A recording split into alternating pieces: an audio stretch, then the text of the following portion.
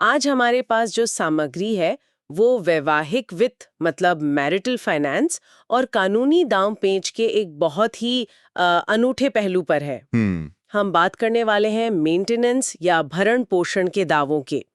ये मामले अक्सर बहुत तनावपूर्ण और कॉम्प्लिकेटेड होते हैं, बिल्कुल।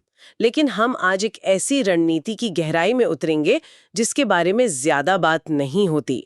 ये इस बारे में है कि कैसे एक सामान्य सा लगने वाला सरकारी दस्तावेज कानूनी लड़ाई में एक शक्तिशाली हथियार बन सकता है। बिल्कुल सही कहा। हमारे पास जो स्रोत हैं वे यही बताते हैं कि कैसे एक इनकम टैक्स रिटर्न या आईटीआर, जिसे हम बस एक सालाना फॉर्मेलिटी समझते हैं। हाँ वही, कैसे वो पतियों के लिए मेंटेनेंस के मामलों में एक प्री प्लान्ड स्ट्रेटेजिक एडवांटेज दे सकती है। तो चलिए इसे खोलकर देखते हैं।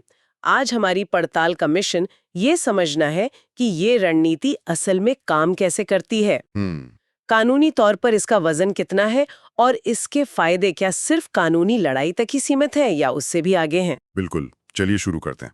तो इस रणनीति का मूल आधार क्या है, ये काम कैसे करती है, खासकर उन मामलों में जहां पत्नी पारंपरिक रूप से नौकरी में नहीं है, एक होम मेकर है। देखिए, इस रणनीति का कोर आइडिया है पत्नी के नाम पर नियमित रूप से, मतलब साल दर साल आईटीआर फाइल करना। भले ही उनकी कोई फॉर्मल नौकरी ना हो। हाँ, भले ही ना हो।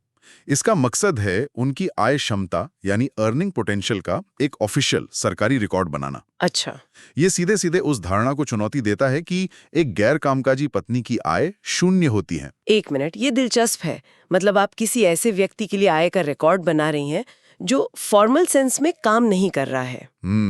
तो सवाल ये है कि ये आय कहाँ से दिखाई जाती है, मतलब इसे हवा में तो नहीं बना सकते। स्रोत में इसके क्या उदाहरण है? बिल्कुल सही सवाल। और स्रोत में कुछ बहुत ही व्यवहारिक उदाहरण दिए गए हैं जिन्हें हम अतिरिक्त काम या साइड हसल कह सकते हैं। जैसे कि बच्चों को ट्यूशन देना, सिलाई या कढ़ाई का काम करना, या घर पर एक छोटा सा ब्यूटी पार्लर चलाना। अच्छा, इस तरह के काम। हाँ, या कोई छोटा मोटा ऑनलाइन बिजनेस। इन सभी कामों से होने वाली आय को आईटीआर में दर्ज किया जाता है। और इसमें सबसे जरूरी बात क्या है, मतलब वो कौन सी डिटेल है जो इसे सिर्फ एक टैक्स फाइलिंग से ज्यादा एक कानूनी रणनीति बनाती है? और यहीं पर ये रणनीति वाकई क्लेवर हो जाती है। सबसे महत्वपूर्ण पहलू ये है कि इस आय को cash in hand, cash in hand, हाँ, मतलब नकद में प्राप्त हुआ दिखाया जाता है। कैश में। ये डिटेल इतना जरूरी क्यों है? आजकल तो ज्यादातर पैसा बैंक में ही आता है। क्योंकि यही वो कदम है जो पत्नी के सबसे बड़े सबूत को, यानी उसके बैंक स्टेटमेंट को, एक तरह से बेअसर कर देता है। ओह! सोचिए, अगर पत्नी अदालत में कहती है मेरे पास कोई पैसा नहीं है, मेरा बैंक अकाउंट देखिए वो खाली है, तो पति ये जवाब दे सकता है, बेशक आपका अकाउंट खाली है क्योंकि आपकी आय तो हमेशा कैश में होती थी, जैसा कि हमारे पिछले 5 साल के टैक्स रिटर्न दिखाते हैं। वाह! ये तो पत्नी के शून्य आय के दावे की पूरी हवा निकाल देता है। एग्जैक्टली। तो ये एक तरह से भविष्य के लिए एक कानूनी बिसात बिछाने जैसा है। ठीक है, मान लेते हैं कि ये तैयारी कर ली गई है। अब जब मामला असल में अदालत तक पहुंचता है, तो ये पहले से दाखिल की गई आईटीआर्स एक रक्षा कवच कैसे बनती हैं? ये पत्नी के जीरो इनकम के दावे पर सीधा हमला करती हैं। जब पत्नी मेंटेनेंस का दावा करते हुए कहती है कि उसकी कोई आय नहीं है और वो पूरी तरह से पति पर निर्भर है। बिल्कुल, तब पति द्वारा दाखिल की गई ये आईटीआर्स अदालत में पत्नी की कमाई करने की क्षमता का एक अकाट्य सरकारी रिकॉर्ड बन जाती हैं। तो ये सिर्फ पति का एक दावा नहीं रह जाता। नहीं, अब ये एक सबूत है जो कहता है कि पत्नी आय अर्जित कर रही थी और भविष्य में भी कर सकती है। मैं इसे एक असली कोर्टरूम में कल्पना करने की कोशिश कर रही हूँ। ये एक बोल्ड मूव लगता है। मतलब आप जज से कह रहे हैं बैंक के ऑफिशियल रिकॉर्ड्स का कोई मतलब नहीं है, ये टैक्स दस्तावेज जो मैंने दाखिल किए हैं वो असली कहानी है। सही है, लेकिन स्रोत में एक 3 आयामी तर्क या 3 डायमेंशनल आर्गुमेंट का जिक्र है जो इस आईटीआर के सबूत पर खड़ा होता है। 3 आयामी तर्क, वो क्या है? ये सिर्फ एक दस्तावेज पेश करने के बारे में नहीं है, ये उसके चारों ओर एक मजबूत कहानी बनाने के बारे में है। पहला तर्क तो यही है कि सारी आय कैश में होती थी। ठीक है, तो पहला तर्क बैंक स्टेटमेंट को बेकार साबित कर देता है। ये तो चालाकी है, लेकिन कहानी यहाँ से आगे कैसे बढ़ती है? सिर्फ इतना ही तो काफी नहीं होगा। बिल्कुल नहीं। दूसरा कदम, जैसा कि स्रोत बताता है, वो ऑफेंसिव होने का है। पति तब धन के जानबूझकर विचलन का आरोप लगाता है। ओह, मतलब वो ये दावा कर सकता है कि पत्नी जानबूझकर अपनी कैश आय को अपने बैंक खाते में जमा नहीं कर रही है। अच्छा। और इसके बजाय वो अपनी असल वित्तीय स्थिति को छिपाने के इरादे से उस पैसे को अपने माता-पिता या भाई-बहन के बैंक खातों में जमा कर रही है। अरे, ये तो एक गंभीर आरोप है। तो आईटीआर इस आरोप को कैसी मजबूत करती है? आईटीआर ये साबित करती है कि आय तो थी, अब सवाल ये उठता है कि वो आय गई कहाँ। ये आरोप उस सवाल का एक संभावित जवाब देता है, जिससे पत्नी पर दबाव बढ़ जाता है। ये शक का एक बीज बो देता है। बिल्कुल। समझ गए। तो पहले आपने आय का स्रोत बनाया, फिर बताया कि वो पैसा बैंक में क्यों नहीं है, और अब आप ये भी बता रहे हैं कि वो पैसा कहाँ जा रहा हो सकता है। हाँ, एक पूरी कहानी बन रही है। तो तीसरा तर्क क्या है? तीसरा तर्क इस कहानी को एक तार्किक अंत देता है। इसे भविष्य की संपत्ति खरीद का दावा कहा गया है। मतलब? पति ये भी दावा कर सकता है कि पत्नी ने अपनी नकद आय से काफी पैसा जमा कर लिया है और वो जल्द ही अपने नाम पर कोई संपत्ति, जैसे कोई फ्लैट या जमीन, खरीदने की योजना बना रही है। अच्छा, तो ये उसकी वित्तीय स्वतंत्रता की तस्वीर को और भी मजबूत करता है। बिल्कुल। और अदालत को ये सोचने पर मजबूर करता है कि क्या ऐसे व्यक्ति को वाकई मेंटेनेंस की जरूरत है। और इन सब का अंतिम परिणाम क्या हो सकता है? इन तर्कों और आईटीआर के सबूत के आधार पर अदालत इस निष्कर्ष पर पहुंच सकती है कि पत्नी आर्थिक रूप से स्वतंत्र होने में सक्षम है और उससे पति से मेंटेनेंस की जरूरत नहीं है। हाँ, स्रोत के अनुसार इससे मेंटेनेंस की राशि काफी कम हो सकती है, या कुछ मामलों में पत्नी के लिए मेंटेनेंस देने से पूरी तरह से इनकार भी किया जा सकता है। यहाँ ये समझना बहुत जरूरी है कि ये सब सिर्फ कागजी रणनीति तो नहीं है। क्या अदालतें वाकई में इस तरह के तर्कों को मानती हैं? क्या हमारे पास कोई कानूनी मिसालें हैं? नहीं, ये बिल्कुल सैद्धांतिक नहीं है। और यहीं पर हमारी ये पड़ताल और भी गहरी हो जाती है। स्रोत सुप्रीम कोर्ट के एक बहुत ही महत्वपूर्ण फैसले, रजनीश बनाम नेहा 2020 का उल्लेख करता है। हाँ, मैंने सुना है इसके बारे में। इस फैसले ने मेंटेनेंस के मामलों में वित्तीय पारदर्शिता यानी फाइनेंशियल ट्रांसपेरेंसी को अनिवार्य बना दिया था। बिल्कुल। उस फैसले के अनुसार अब दोनों पक्षों को, पति और पत्नी, अपनी संपत्ति और देनदारियों का एक विस्तृत हलफनामा, affidavit of disclosure of assets and liabilities, हाँ, वो दाखिल करना होता है। इसमें पिछले 3 से 5 साल के बैंक स्टेटमेंट और टैक्स रिकॉर्ड्स भी शामिल होते हैं। तो इसका मकसद ही यही है कि कोई भी अपनी असली आय को छिपा ना सके। बिल्कुल। तो पहले से आईटीआर दाखिल करने की ये रणनीति उस फैसले की भावना के बिल्कुल अनुरूप है। ठीक है, तो ये रणनीति सुप्रीम कोर्ट के फैसले के हिसाब से भी सही बैठती है। लेकिन क्या ऐसे मामले हैं जहां अदालतों ने कमाने में सक्षम पत्नियों को मेंटेनेंस देने से साफ इनकार कर दिया हो? बिल्कुल। और यहीं पर हमें न्यायिक सोच में एक बदलाव दिखाई देता है। स्रोत कई महत्वपूर्ण फैसलों का हवाला देता है।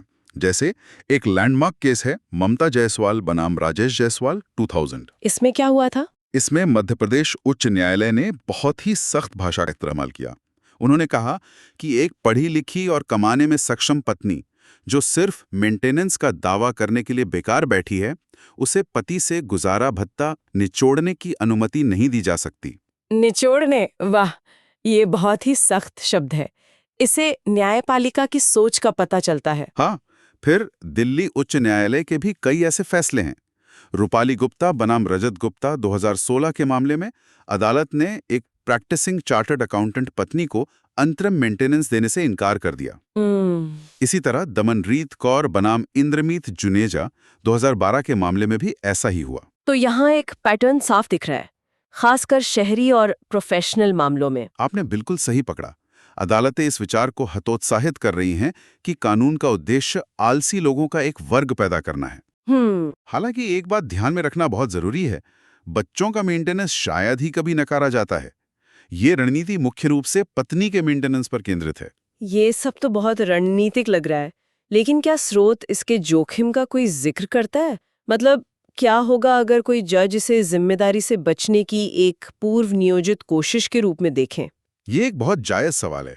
स्रोत सीधे तौर पर जोखिमों पर ध्यान केंद्रित नहीं करता, लेकिन ये इस बात पर जोर देता है कि ये रणनीति पारदर्शिता के सिद्धांत पर आधारित है। आप आय छिपा नहीं रहे, आप उसे दर्ज कर रहे हैं। अच्छा। जोखिम तब होता है जब आय पूरी तरह से मनगढ़ंत हो। ठीक है, अब तक हमने जो भी बात की है वो सब विवाद और मुकदमेबाजी के इर्द गिर्द घूमती है, लेकिन स्रोत में एक दिलचस्प बात और कही गई है कि इस रणनीति के फायदे एक खुशहाल शादी में भी हैं।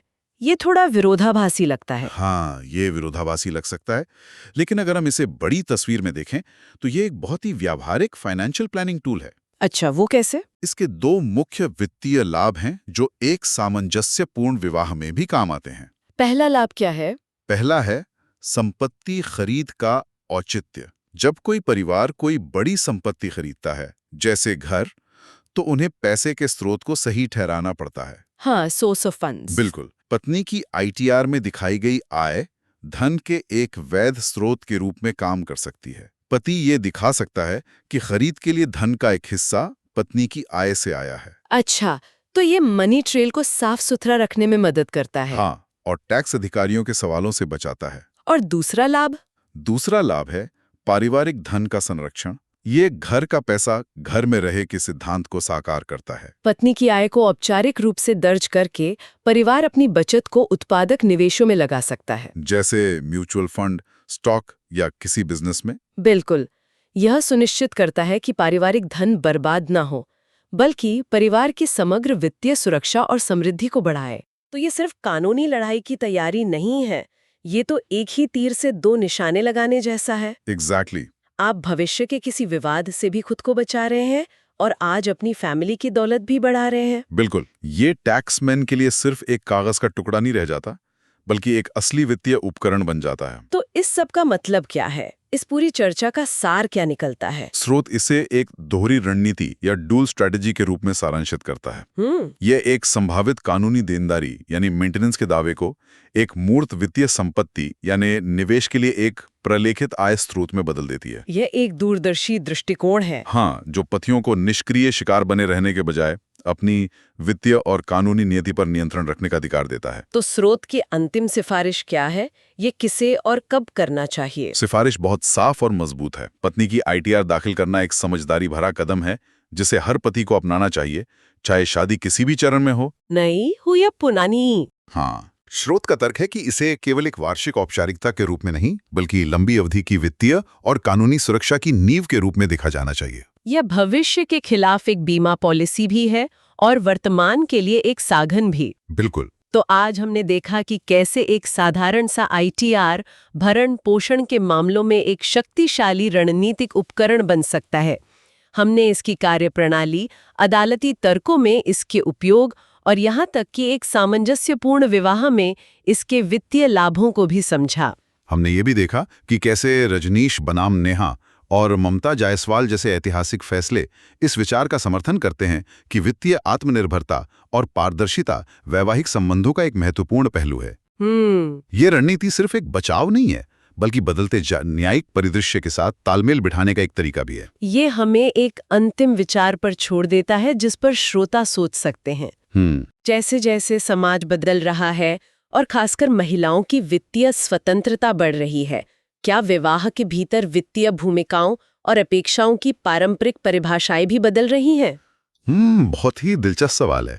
और इस तरह की सक्रिय वित्तीय योजनाएं क्या सिर्फ कानूनी बचाव के उपकरण हैं या वे विवाह में वित्तीय साझेदारी की एक नई, ज्यादा समान और पारदर्शी परिभाषा को दर्शाती हैं?